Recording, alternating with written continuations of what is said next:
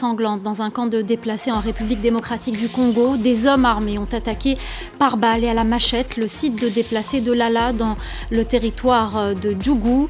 Une expédition punitive qui a duré plusieurs heures. Ni les forces de l'ordre ni la MONUSCO ne sont intervenus. Il y aurait au moins 45 morts. Nous serons à Kinshasa dans ce journal. 2 mois de combat quasi sans interruption au Soudan. Les habitants de Khartoum ont signalé des bombardements et des tirs ce lundi. La capitale a connu ce week-end un calme relatif grâce à un cessez-le-feu. La correspondance régionale dans un instant. J-6 avant le référendum constitutionnel au Mali, il se tiendra ce dimanche 18 juin. Les militaires ont voté par anticipation hier et la campagne bat son plein auprès des Maliens de l'étranger. Nous irons à Abidjan dans cette édition. La nuit a été longue et sanglante pour les déplacés du camp de Lala dans la province de l'Ituri, dans l'est de la République démocratique du Congo. Entre 2h et 6h du matin, des hommes armés ont attaqué par balle et à la machette des déplacés, femmes et enfants sans distinction. Le bilan fait état d'au moins 45 morts. Ce massacre attribué à la milice Codeco est survenu dans un rayon de 5 km d'une base de la MONUSCO et non loin d'une base militaire. La correspondance à Kinshasa d'Aurélie Bazara-Kibangula. C'est une nouvelle nuit d'horreur dans la province de l'Ituri. Au moins 45 personnes ont été tuées selon un bilan encore provisoire fourni par la chefferie locale et la MONUSCO. Les autorités congolaises, elles, n'ont pas encore communiqué de bilan. Mais selon la société civile, des hommes, mais aussi des femmes et des enfants ont été tués sur le site de déplacés de Lala dans le territoire de Djougou. Elle explique que des hommes armés ont fait irruption sur le site vers 2h du matin, tuant des civils par arme à feu et par arme blanche. Des abris ont également été brûlés. Alors cette attaque est attribuée à la milice Codeco, une milice qui affirme défendre la communauté Lendu face à une autre communauté considérée comme rivale, les Emma, défendus eux par la milice Zaïre. Alors ces dernières semaines, ces deux milices de plusieurs milliers d'hommes multiplient les massacres dans l'est de la République démocratique du Congo. Ni les offensives militaires ni les tentatives de dialogue n'ont permis de faire baisser les violences.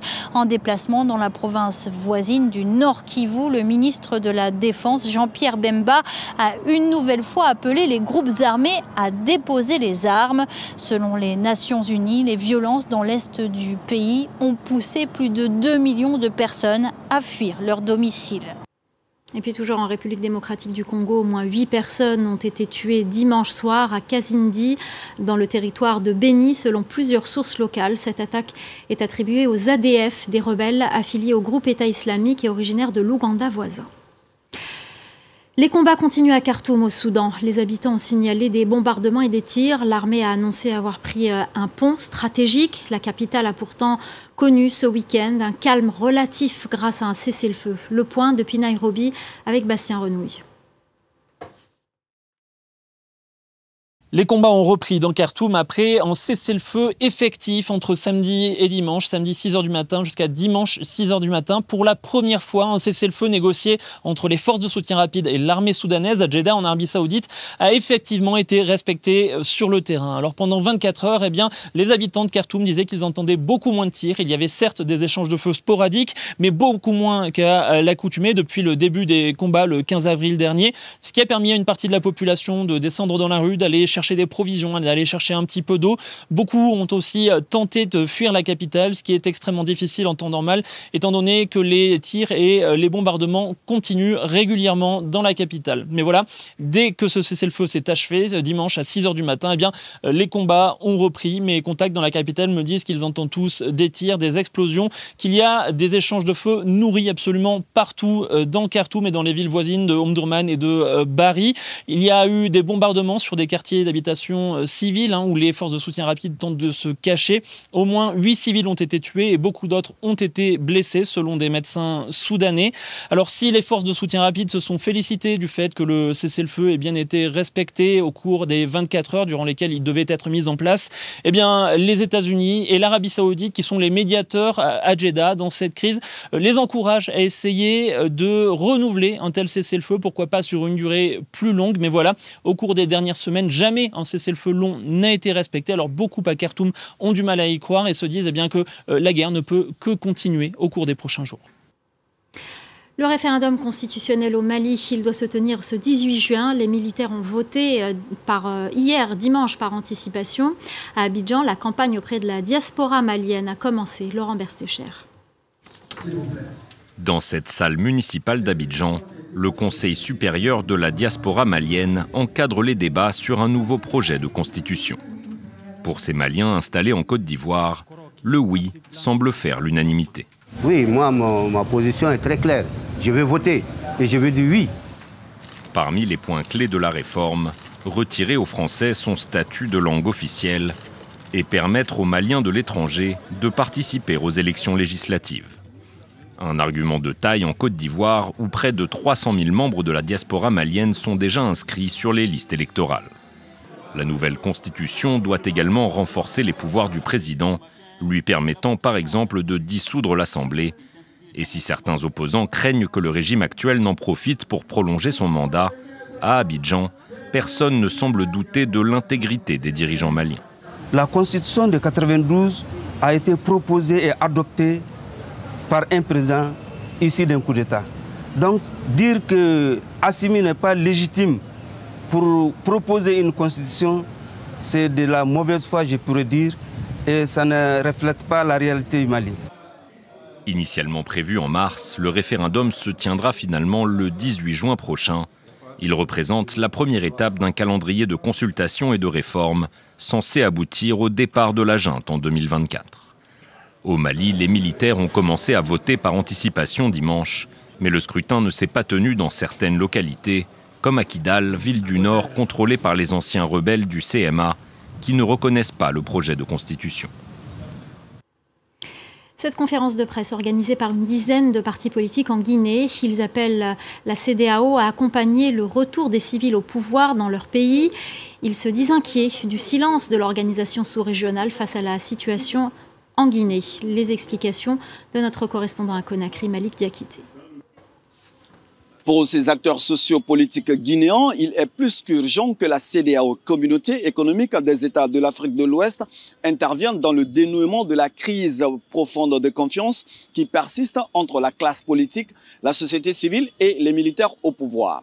Ces leaders politiques qui plaident pour la levée des sanctions imposées à la Guinée par la CEDEAO se disent inquiets du respect strict de la durée de la transition fixée à 2 ans sans l'accompagnement de l'organisation sous-régionale. Nous voulons que la CEDEAO accompagne la Guinée qui se trouve dans une transition auquel eux-mêmes ils ont accepté de venir concocter 24 mois de période transitoire pour ne pas qu'ils abandonnent la Guinée afin qu'il y ait un glissement. Parce que lorsque la CEDEAO se retire et que la Guinée n'a pas trouvé de moyens, il y aura bel et bien des glissements.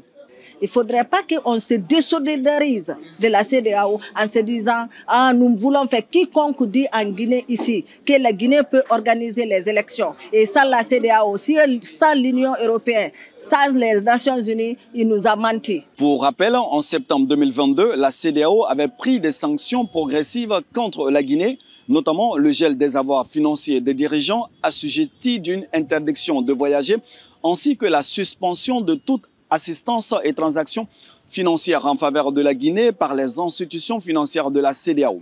L'instance régionale reprochait aux militaires de ne pas vouloir rendre rapidement le pouvoir aux civils. Une CEDEAO qui est attendue dans les jours prochains à Conakry pour continuer les négociations avec les militaires au pouvoir. Pour finir, on vous parle de la tradition des eaux florales en Tunisie. De nombreuses familles perpétue le savoir-faire de la distillation comme un ableu dans le Cap-Born tunisien, un savoir-faire très ancien qui remonte à l'ère mésopotamienne. Reportage de Lilia Blaise et de Hamdit Lili. Sur la route de Nabeul, à 60 km de Tunis, les feshkas, ces bouteilles bombées remplies d'eau florale, se vendent en bord de route d'avril jusqu'à juin. Orangers, églantiers, roses et géraniums, pendant 5 mois, les femmes récoltent ou achètent ces fleurs pour les distiller. Tout commence dans le marché du centre-ville, où Boubaker vend les roses en vrac. Alors ici, vous avez des roses qui arrivent tout droit de Kairouan. Les clients en achètent en général 2 à 10 kilos, principalement pour la distillation.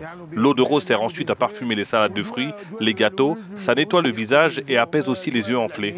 Faute d'une bonne production, le prix des roses a un peu augmenté cette année.